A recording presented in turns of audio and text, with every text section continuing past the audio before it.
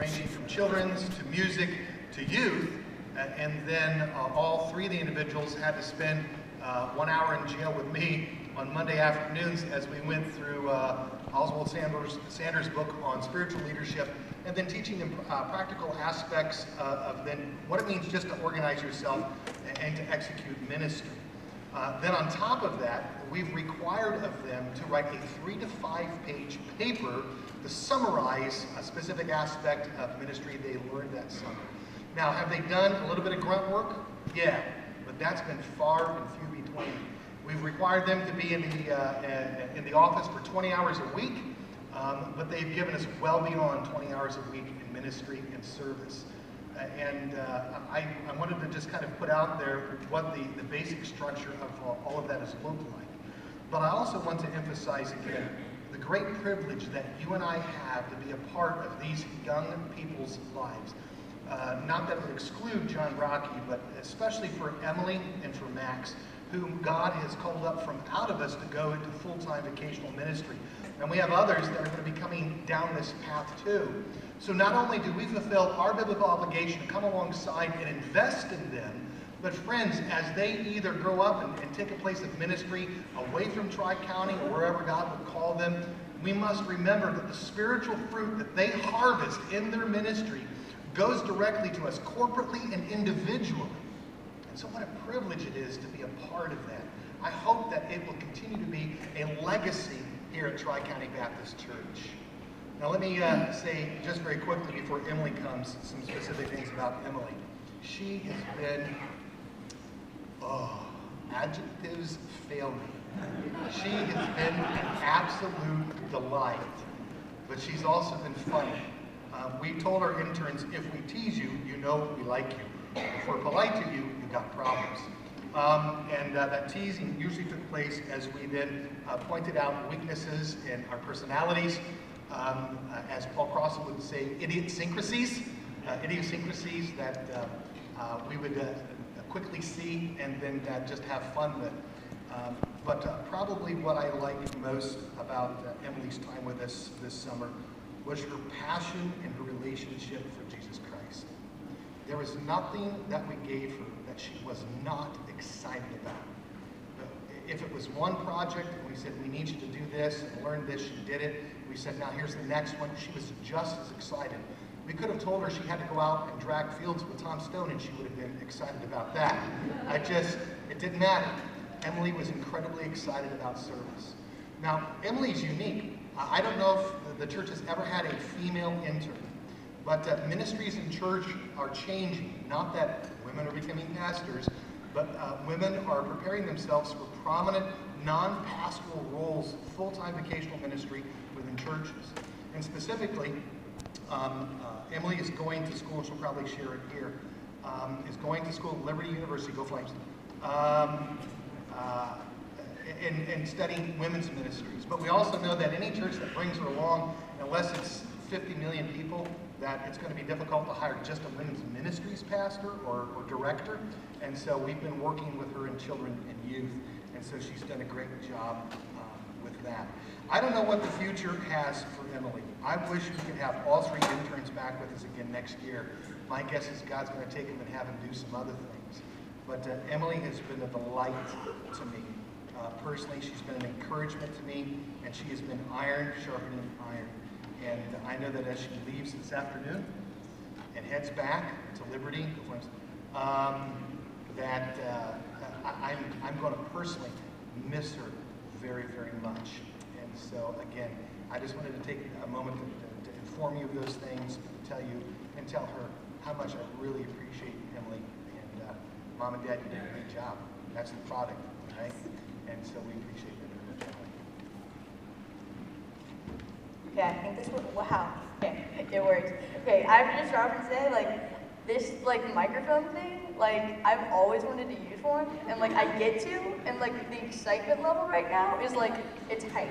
It is up here. I'm pretty excited about it.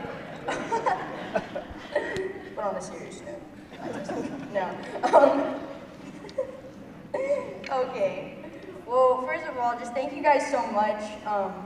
For those of you who don't know or didn't hear him just say, my name's Emily. Doja, and I've been on staff this summer as an intern here at the church. I've gone here actually my whole life, so this is my home church. So it was pretty cool to get to do my summer internship at a place. What? Okay. Short problems. Actually, I got measured at the doctor the other day, and they said that I was 5'2", so. Gotcha, Mom. Anyway. Now I've just started the beginning of the paragraph because I typed this out so I would stay on track. For those of you who don't know me, my name is Doja. I'm sorry, I'm excited.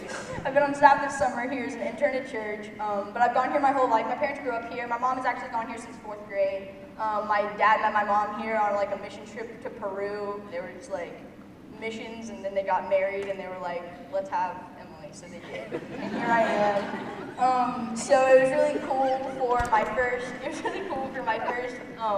internship and first job at a church to be at my home church, because I'd like to think if I mess up a little, you guys will be more gracious because you saw me grow up, and thank you so much for putting up with that, because wow, lots of energy as a child. So Pastor Brian asked if I would share my testimony with you today and how I came to a place where I felt called to go into full-time ministry. I'll also be sharing about this summer and the huge impact that all of you have had in my life personally and in my future ministries. I'd like to start off by saying thank you for the opportunity, first of all, to get to intern here. It was like super cool. I loved all the stuff that I've gotten to do, no matter how big, how small. It really was fun. There were some days that it was pretty hot and I was out there in the Wayne building, we were painting a boat. But other than that, it's been pretty fun. I've learned so much from all y'all, whether it was watching you teach classes, doing VBS setup, or learning from like a janitorial standpoint, just filling in, seeing your joy in doing basic tasks, and teaching kids about Jesus was so encouraging, and seeing the passion for service, even in the small things that you all do, that ultimately relates back to your passion for serving Christ was so cool. It was just nice to see that from a different side see ministry from a different side of things. So thank you guys for letting me experience that. As Pastor Brian said, I'll be sharing my testimony with you today. I'd like to say when I said a salvation prayer at 5 years old that it was all sunshine and rainbows afterwards, and that I immediately got it, and I've done nothing but progressive sanctification and growing closer in my walk with Christ and strengthening my walk each day, but that is totally not the case. I was always trying to be good enough, be the best softball player, do my best schoolwork. I had high expectations for myself, but that was actually where I found my self-worth. And we're all sinners, so finding your self-worth, it's like, I'm trying to think of an analogy. It's like a pitching machine that only like pitches balls, like it's designed to pitch balls and you're expecting to throw a strike. That's how it is to have yourself, like have you count on, I'm so sorry, like to count on your self-worth as your like salvation basically. I said a salvation prayer, but I didn't really understand what that meant. This past Wednesday night, I actually talked to my girls about this. The Galatians were trying to live by the law. They were trying to be good enough for Christ. They didn't understand that through Christ, they've been set free. And that's where I was at. I was basically like the Galatians. I knew I couldn't earn my way to heaven, but I couldn't fathom the thought of a Savior that loved me unconditionally and still stood in my place, even though I knew that I could never be good enough. When I was in 8th grade, my life radically changed. Our church had a dispute on some doctrinal issues and ended up, for lack of better words, splitting. At the time, I was still so immature in my faith, and I'm not even sure I was completely saved. Like, I was saved and I understood it. But I didn't understand what was going on, and I didn't want to understand. All I understood was that something happened, and a lot of people that I love were no longer in my life anymore. Also, I had to leave my friends who I'd grown up with, my main spiritual support system. I didn't understand the reasoning, and I didn't want to. I wanted to be mad, and I really was. I was 14, and I don't know if all y'all understand this, but teenage girls are strange and peculiar human beings. And I can say this because I am one. And I could care less about the reasoning for anything that was happening. All I knew that my life was falling apart, and it was literally like, I couldn't handle it. I did not handle it well. It was one of those things where we left, and I didn't have a cell phone, so I just looked at my mom and dad. I'm not mad that I didn't have a cell phone. Anyway, we moved. So basically, I moved, and most of my friends were at church, and I wasn't with them anymore. So we started visiting different churches, which was super weird. But through the bump in the road that happened in an already confusing time that is teenage years, God was using what I thought to be the absolute end of the world to bring me closer to Him. In James 4:8, it says, "Draw near to God, and He'll draw near to you." How incredible is that, first of all?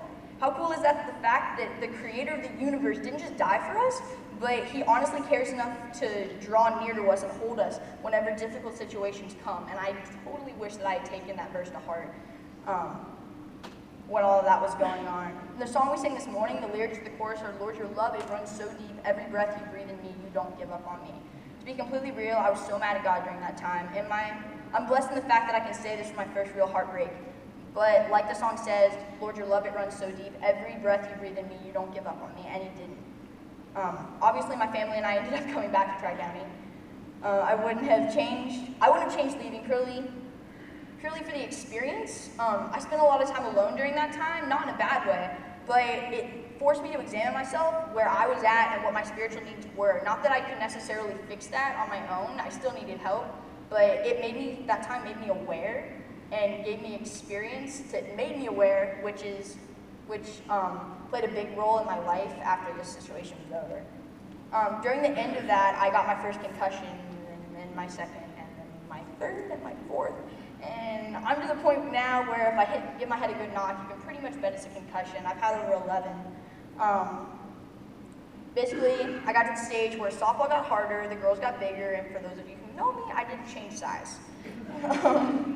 Getting those concussions caused a lot of problems. I started getting really bad headaches, which turned into migraines, which caused a bunch of other problems. More significant problems with my thinking and memory. I've grown up with dyslexia and ADHD my whole life, which made school a little tricky, but when I started getting concussions, my head got a lot more cloudy and school seemed impossible sometimes. Having those problems with my memory really affected my thinking. I started not to be able to remember a lot of stuff from when I was little, which hurt my friends' feelings, it made me frustrated. One of those things being when I got saved. I don't remember doing it, or when, or even my mindset, when I came to the decision that I wanted to do it. I don't even remember wanting to. I knew a lot of stuff about Jesus, and I knew I believed it, but did I really, and did I believe it, did I believe it enough for it to save me? Did I believe I was good enough? I had no clue, and at the time I didn't know it, but the fact that I was asking those specific questions just showed how confused I was. Because those aren't exactly questions that you have to ask for salvation. Ask when you're talking about salvation. The second teen retreat that I went on after coming back here was a big turning point for me. I had an amazing small group leader. Her name is Kate Yurchek. She radically changed my view on Jesus, discipleship, and church in general. I'd been struggling with my salvation for a couple of years until this retreat. Pastor Mark gave a sermon one night of the retreat. I don't remember what it was on or anything. I know he did a good job though. But I remember that after it was over, I've never felt so overwhelmed and burdened about my salvation. I can remember going to where the girls' room was and having no clue what to do. Kate came in after me and explained everything, and I explained everything to her, and she shared a few verses with me. But when that happened, I just remember, I remember knowing so many nights that I would like lay in bed every single night and be like, I don't know what's gonna happen. Like, if I were to die right now, I have no idea, like, where I would go. So I would say a salvation prayer, and I'd be like, okay, you're good, you're solid, you're all set, we're good. And then they would give the opportunity for an invitation at church, and I'd be like, all right, just one more time, just so we're on the same page. Like, I'll do it one more time. And literally every single opportunity there was a time for me to get saved, I did it. I think every single night I said a salvation prayer, and I was just like, God, like, this just isn't working. Like, are we on the same page? Are you getting this? Kate shared some verses with me that night that was pretty cool. There's a pretty cool theme in all of them. Actually, it's more than pretty cool. It's awesome. God calls us to believe and trust Him as our Savior, and Jesus takes care of the rest. Period. Doesn't matter if I said the right thing at the right time. It's nothing I can do. It's not some sacred prayer or ritual thing. We have to jump through a series of hoops to get to salvation. Believe in your heart, confess with your mouth, and you will be saved. Jesus will take care of the rest, period. it finally clicked and I understood it. I didn't understand how a God that big could love someone like me, or how he could use someone who felt like they had no useful skills whatsoever. But that didn't matter. I knew my trust was in him, and I knew he'd take care of the rest in my understanding, period. The next summer I went to the Wilds, which is the next checkpoint on my decision for full-time ministry. The plan was to play softball in college, study athletic training. It's perfect because I get hurt all the time, so why not help other hurt people? God had other plans though, because that year at the Wilds I heard sermons all week from Steve Pettit calling us to step out and be bold. Follow where God wants you to go. He actually shared a statistic that week at camp where there's actually more missionaries going into the U.S. than coming out, and I love America. And I remember being like, that is unacceptable. Like, there is no way. So when I figured out that stuff with Kate at the teen retreat, I knew that was God reaffirming me to go into full-time ministry. I still couldn't let it be that simple though, because I am stubborn. I still wanted to do what I wanted to do, so much that I ended up still trying and ended up getting recruited to play at Cedarville University on a scholarship, signed a letter of intent to that school, and was about to go there. I was still planning on studying some type of ministry. I was still saying, I'm so sorry, studying some type of ministry. But Cedarville's amazing, but it didn't have the best program for me for that school. They don't really have great programs for women going into ministry. I basically told God though, I was like, all right, you can have everything you want, take my whole life, but softball is mine because I've worked so hard, it's my dream, and you can have everything but that. You cannot take that from me. But isn't God funny? Because, because not too long after that, after I said that prayer, and it was a thought, so I know he heard it, so I'm going to call it a prayer. I basically destroyed my shoulder. I had to get surgery that pushed me back over 6 months. If you want to humble yourself, be forced to sleep sitting up in a chair for 2 months and need help with everything, even pulling up your pants. Like, that's a reality check. That'll get you. So after that, I still attempted to play softball, still attempted to fulfill my recruitment after I recovered because I am so stubborn. But I knew it wasn't right. My senior year, after I'd signed on signing day, where they take a picture of you and you sit in front of a lot of people and you're like, I'm gonna go here. Like, after I had basically been like, yes, this is it, go Jackets. God had started shutting doors for me. And like with my shoulder, my health, concussions, just like I knew it wasn't right. Somebody asked me why I liked Cedarville, and I was like, the grass in the outfield, they like cut it in these square diamond things. It's awesome. Like, I'm going to school because of grass. Think about that. I knew what direction God wanted me to go. I just needed to do it. I heard about Liberty University, go Flames, and I knew they had my program, and it just seemed like the right decision. After a lot of prayer and getting really real with myself and God, I called Coach Rowe at Cedarville University, turned down my scholarship offer, and the next day I started financial check-in at Liberty.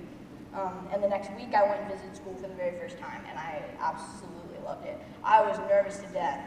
From what you all can remember, can we backtrack to this time last year? And I was literally like walking around the church, like I would like walk over and pick up something and be like, this is the last time I will hold you. I am departing and I will never come back. Like, I just like in my head, like that's what I was thinking. I literally remember walking up, like laying in my bed or like picking, what did I do? Oh, I like touched my piano and I was like holding, I was like, this is the last time that I will play you. Like, flying on a little bird. I don't know, but man, but boy am I glad I went to Liberty. Because, like I said, there was still a piece missing before I went, but I knew God would take care of the rest. Just trust in Him, and God will take care of the rest. My time at Liberty can be summed up by the phrase, but God. Whenever anything seemed like it was going bad, my health, my grades, God came in and said, but I'm faithful, but my grace is enough. Most importantly, but I love you, and I chose you. And you may have limitations, but my power is made perfect in weakness. My grace is enough, and you are enough for me. And that's all that matters. I met some amazing people down there that helped me instill these things, like literally beat it into my head with a hammer. like every day, like, no, listen, God loves you, he wants to use you, and he loves you so much. I remember there was one, I was going to share this, but now I am. There's one specific night, this lady named Christine came. She's one of the most amazing, like, speakers that I ever had. We had, like, a Propel Women's Week, so it's just, like, a women's conference thing, and everyone was, like, making fun of it with the Propel water bottles, and they were, like, throwing them everywhere. It was free drinks. That's the only thing. I'm allergic to food dye, so it's, like, the only power drink I can have. Power drink. But anyway, it's so good, and I got to have it that week. But there's also other good things that happened that week. Christine came and she spoke, and I just really struggled, like, because of my concussions and because of other things, just feeling like I was not good enough, and that I just didn't even feel like I could do anything sometimes, or like, how could God want me or use me? And one night, Christine came talking, and I don't know if you know her testimony or any of you have heard of her, but she was adopted when she was little. She has a certificate from the country of Australia that says that she is unnamed. She has a detailed paper explaining that her mom does not want her and that does not love her. Literally says that on the paper. So she's unnamed, unwanted, and then her medical records basically say she's useless. So by the state of in the country of Australia, she is basically nothing compared to them. But she stood up there one day and she was like, "But God says I'm something." She said the verse that says, "Your power is made perfect in my weakness, but your grace is enough. You are enough for me." And he said that's what she hit, and man, it hit me like a ton of bricks. And I was like, holy cow, God loves me. Like, he wants me, and he can use me. And I would, like, the thought of that, like, completely, like, radically changed my life. And I understood, and I was like, still don't get, God, like, why you would love me or why you would want me, but man, I know you do. And that blows my mind, so I'm gonna spend the rest of my life chasing after you and serving you, because that's what you deserve, because I don't deserve this. But because of you, I can have it. God promised that night at the teen retreat when I was talking to Kate that even though I didn't understand it all, trust and he'd take care of the rest. I still don't understand everything, and I'm never going to. But I do know that it's my duty to follow him in total surrender and complete trust, because he's never let me down, and he's never not fulfilled his promises to me. Which drops us off to this summer. I got the opportunity to intern here, and just like with the new things that I figured out in my faith, I was so excited to like teach. I got a class of girls on Wednesday night. Shout out to y'all over there. And I got to teach you guys on Wednesday night, and really thank you so much for that, because I know it was rough at the beginning, but I like to think we powered through and it got a little better. But I've gotten to do that. I got to work with the teen girls and get to work with them, and honestly, they poured into me more than I poured into them, I think. I got to work with the kids ministry. I got to do some janitor stuff, which was cool. As Kyle Davis always calls it, sanitation engineer, and I'm totally changing everything. I'm never saying janitor again. But I got to do all of that sort of thing. You guys let me lead worship in there. You let me help lead worship here too. And even letting me talk to you now. So like really, honestly, like from the bottom of my heart, thank you so much for the experiences and just getting to see y'all's hearts in ministry and just passion for serving our God, and how just it was so great. So really, thank you. If I could have one verse that would basically sum up my life to this point, like the internship and all of that, it would be in 2 Corinthians. It says, "I will very gladly spend and be spent by you, though the more abundantly I love you, the less I be loved."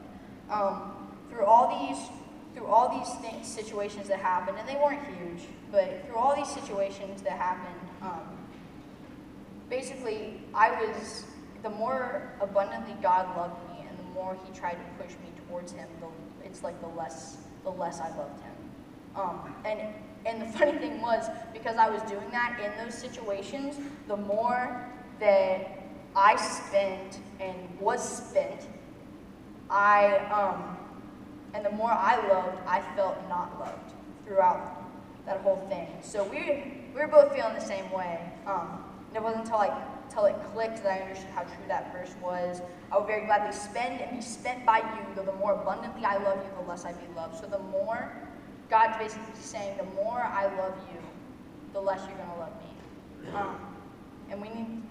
And that's how we feel sometimes, right? Because we feel like we do all these things and it's like never good enough for anybody.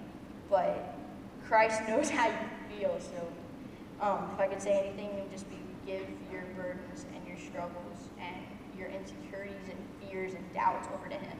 Because ultimately, the more he loves you more than you could ever imagine.